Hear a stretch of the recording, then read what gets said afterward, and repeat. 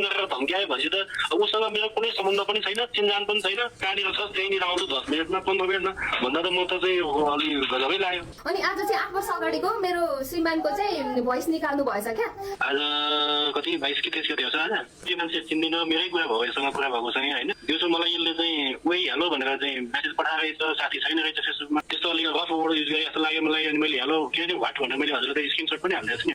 मैले यसको प्रोफाइल खोलेर हेरेको त यो चाहिँ उसको ज्वाला सङ्ग्रहको श्रीमान भनेर मैले चिनेपछि यसको नियत चाहिँ मलाई राम्रो छैन भन्ने मलाई फिल भइसक्यो कि। यसको सोमत सभ्यता हेर्दैमा पहिला यसले फोन गरे, मैले फोन उठाइनँ, अनि पछि चाहिँ यसको फोन त मैले रेकर्ड गर्नु उपयुक्त हुन्छ भन्ने ठानेर चाहिँ अलि म डराएछु पनि कि खै मेरो बोली पनि यसले त्यस्तै टाइपको भएछ कि के भएछ पनि। यसले चाहिँ हस्किताब लगाउने अब चाहिँ अब म केही सामाजिक विषयहरूमा चाहिँ हजुरले जस्तै त्यो राजनीतिक रूपमा नै लेख्छु फेरि, त्यो व्यक्तिगत रूपमा त्यस्तो लेखाइ मेरो छैन छ होइन। त्यसलाई लक्षित गरेर नै उसले चाहिँ के भन्दा मलाई धम्क्याउने नियत चाहिँ राख्यो।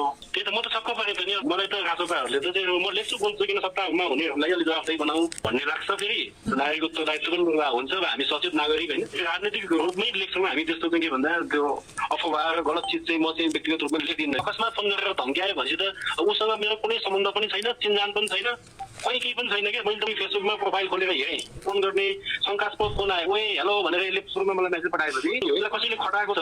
मैले बिचमा चाहिँ के भन्दा ज्वाला सङ्ग्रहका सन्दर्भमा पनि म राजनीतिक रूपमा केही विषय राख्थेँ, उनले मलाई ब्लक गरेँ। उनको श्रीमानलाई त म चिन्दिनँ नि त, व्यक्तिगत रूपमा त उनको मेरो त के भन्दा कुनै चिनजान कुनै भेटघाट त्यहाँमाथि सामाजिक सञ्जालमा पनि कहिले दोहोरो संवाद नभएको, कहीँ नजोडिएको मान्छे हो क्या मान्छे चाहिँ। अनि जबरजस्त यो चाहिँ के भन्दा कहाँनिर छ त्यहीँनिर आउँछु 10 मिनटमा 15 मिनटमा भन्दा त म त चाहिँ अलि गजबै लाग्यो। यो हरि ढकाल भन्ने मान्छे जो पीडित भनिएको छ होइन, यसको कामै होइन, यसको कामै भनेको चाहिँ आफूलाई मन नपर्ने मान्छेहरूको चाहिँ चरित्र हत्या गर्ने, गाली बेइज्जत गर्ने होइन। सानैदेखि उसको काम भनेको यही रहेछ होइन। यहाँनिर यहाँ हेर्नु यो पनि आएको छ होइन। अनि त्यहाँदेखि यो होइन यो पुरानो पार्टीका झोलेहरू माओवादी एमाले काङ्ग्रेस जो छ, अनि यो माटेका झोलेहरू चाहिँ यो बालेन सरकारलाई चाहिँ कसरी डालो यिनीहरूलाई कसरी हुन्छ ढाल्नै पर्छ भनेर चाहिँ लागि परिरहेको छ।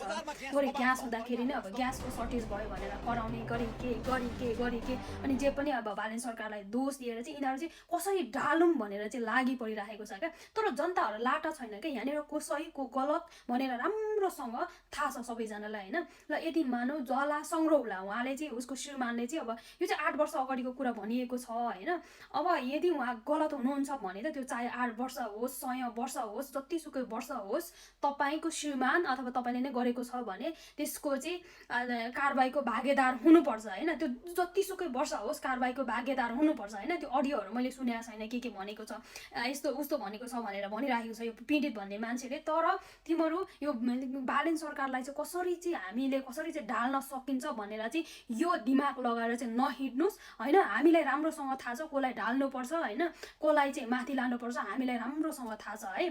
यदि अघि नै भनिसकेँ कारबाही गर्नु, यदि ज्वाला सङ्ग्रौला र उहाँको बुढा चाहिँ उहाँ चाहिँ गलत हुनुहुन्छ भने उहाँहरू चाहिँ कारबाहीको भागेदार हुनुपर्छ। तर यसरी चाहिँ मान्छेलाई चाहिँ होइन चरित्र हत्या यसलाई ढाल्नुपर्छ भन्ने तरिकाले चाहिँ चरित्र हत्या चाहिँ यसरी सोसल मिडियामा चाहिँ गर्न पाइँदैन। यस्तो मान्छेहरूलाई यो सरकारले कारबाही गर्नुपर्छ भन्न चाहन्छु म।